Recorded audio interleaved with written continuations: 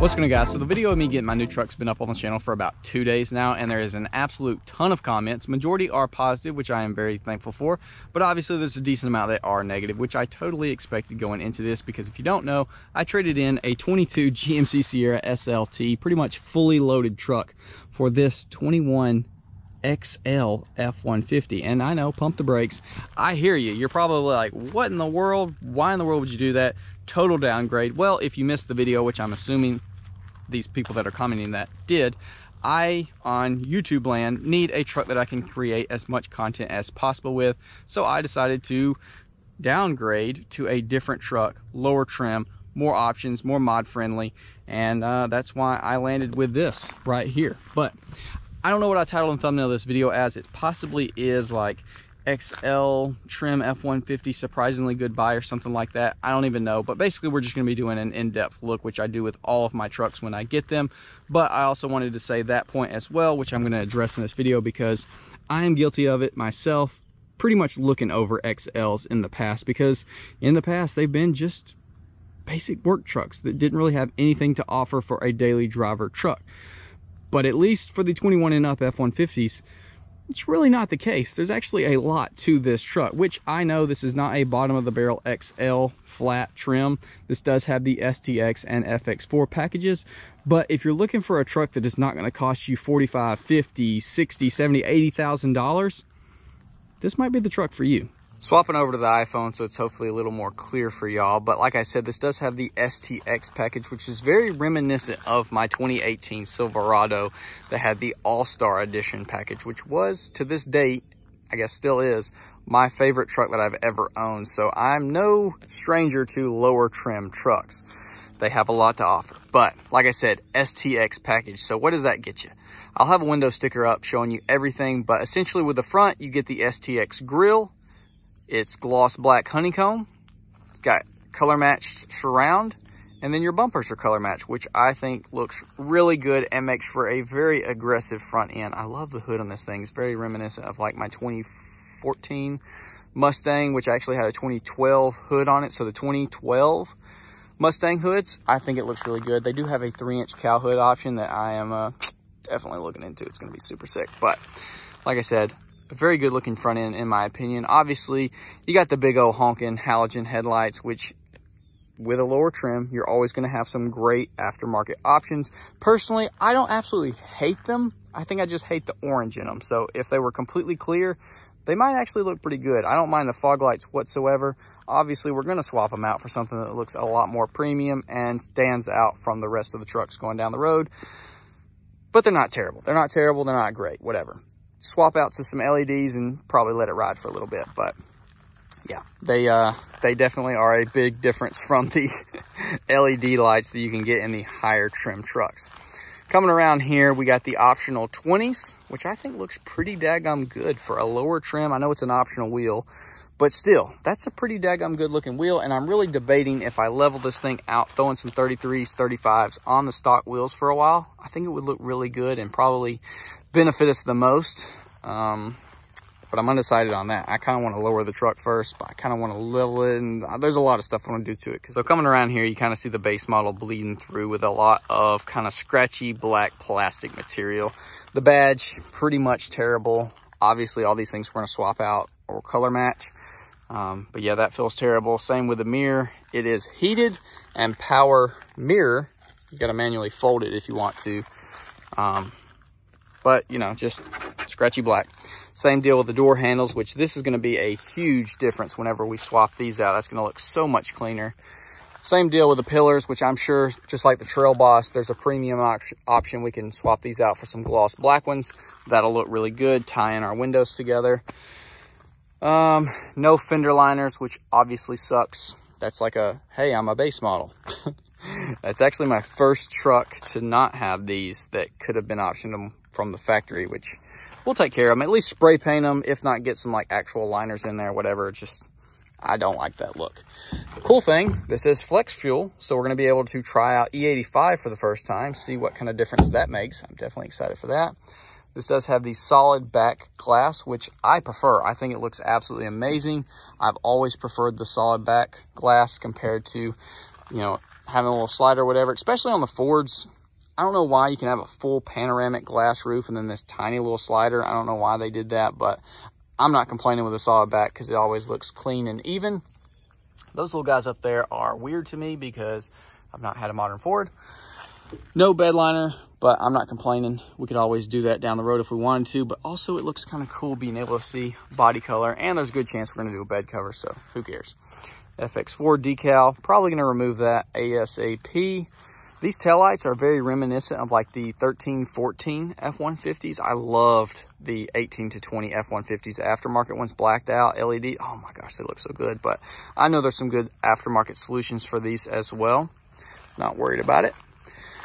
So as far as reversing goes, we have a backup camera right there. And we do have backup sensors as well in the bumpers. So they got you totally covered there.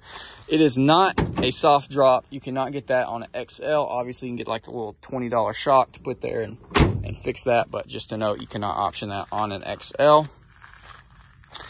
I think that's about it for the outside. Oh, you get the side steps for the FX4 package, I do believe, which they're pretty nice. They're small, sleek, they're out of the way, but yet usable. So I don't even know if I'll take those off. I'm sure I will at some point because I'm not really a step guy. But yeah, outside-wise, fairly basic, but, you know, still a very good-looking truck in my opinion. Let's back up right here and get this. Yeah, dude, that thing looks freaking good. Let's go ahead and check out the inside. I guess we'll look at the back first. Pretty much everything in here is black, which it all ties in together pretty good. Obviously here you got a ton of little storage cubbies. Still getting used to this. Water thing. Seats are pretty comfy. Definitely middle seats way more comfortable than the Sierras. My son's absolutely loving this truck. It took one vehicle to turn him from a GM fan to a Ford. Actually, I take that back because he's always said that Larry was his favorite. So I guess he's always been a little Ford baby. But yeah, tons of room back here, flat floor. Gonna have plenty of leg room, comfy seats. The actual texture of the cloth is pretty enjoyable, I guess. I think these are the sport seats, if I'm not mistaken. Rear AC, which your kids will love. All your little power outlets, cup holders, yada yada, standard stuff. Plenty of headroom right here. Can we just take a moment to appreciate this color? Holy crap, this thing looks good in the sun. Let's go ahead and hop inside, see the main portion, which, yes, before we even get into here, I will say this is a definite downgrade from the SLT. There's no questions, and I'm sorry if you're new here. I don't typically compare everything to my previous truck, but I know the subscribers that were already here want to hear me talk about it. So, yes, this is definitely a downgrade than coming out of my 22 SLT Sierra, right? Let's get that out of the way. But with that being said, there's only a few things that I actually really miss about the Sierra in this truck. And if you look, it's honestly pretty reminiscent. The same kind of design with all the horizontal lines. So yes, downgrade, but also a lot of nice things in here. So let's check it out. So with the door, yes, bunch of cubby holes, nice buttons here, all look pretty premium. There's like 3 different designs, which is kind of weird.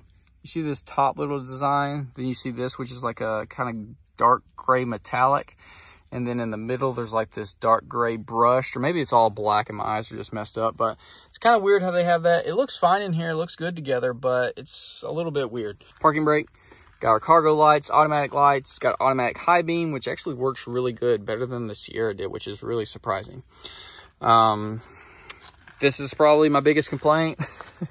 The seat, which I didn't know, your XLs don't have any adjustability. Well, I say any. You have the back. You can move it forward or back.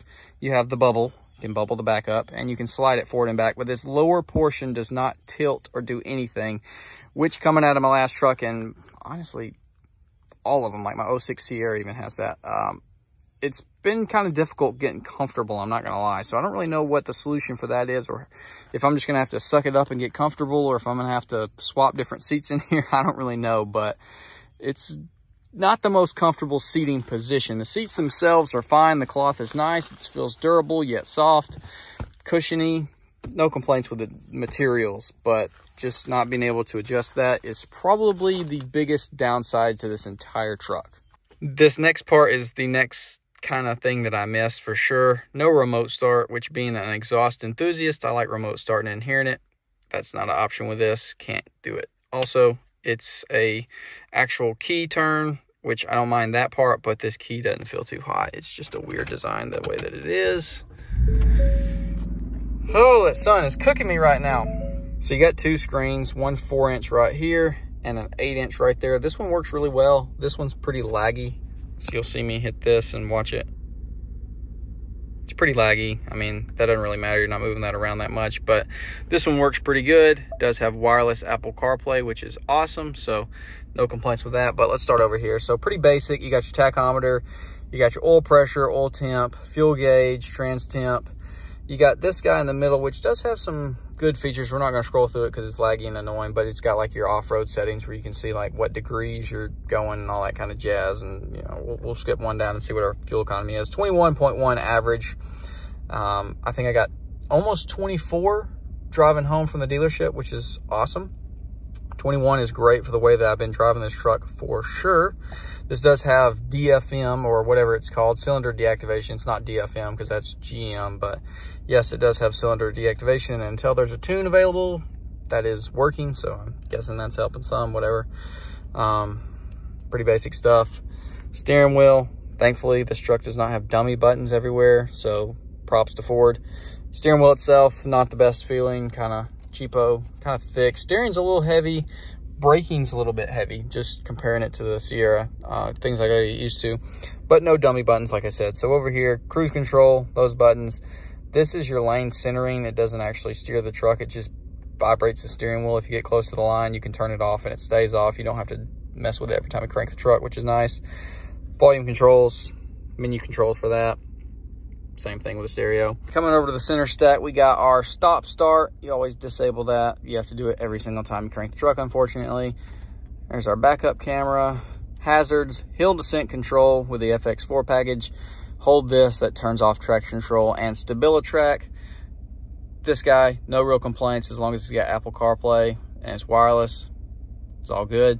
Pretty basic as far as controls go for sure, but I mean, what all do you need? Surprisingly, the sound system is actually not bad. Like, I'm not going to ramble on about it being like close to the Bose system that I came out of, but as far as a bass system, I'm actually really impressed, and there's really not any reason to change it. Coming down here, we do have a single zone AC, so you don't have the dual climate. So whatever you're feeling, your passenger's feeling, whatever. I'm in here 90% of the time by myself, so doesn't matter at all. So you got 2 high, 4 low.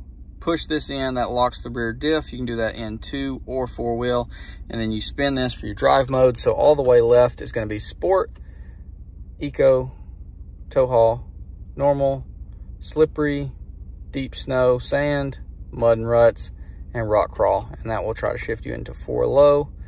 But yeah, it's nice. They definitely all do change the truck's driving habits. I typically just leave it in normal because, yeah, just anyways.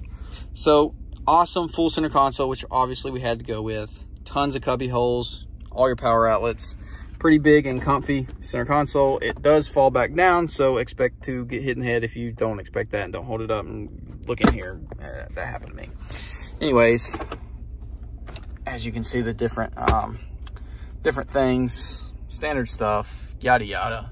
It's nice in here for being a quote-unquote base model. I don't really have any complaints. Oh my gosh, look at the size of that horsefly. Just, I mean, that's huge. That guy would light me up if he could. Like, come on back out, friend. I'm thirsty. Everybody eats. Anyways, yeah, that's about the end for the interior. I miss my wireless charger. I miss full adjustable seats. And I guess that's it. Oh, I didn't even mention this is a column shifter, which doesn't feel great, I ain't gonna lie.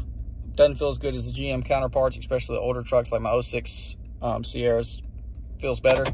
One weird thing, watch this. So when you open the door, this is a new safety feature, so unfortunately no more ghost riding the whip on the newer F1s.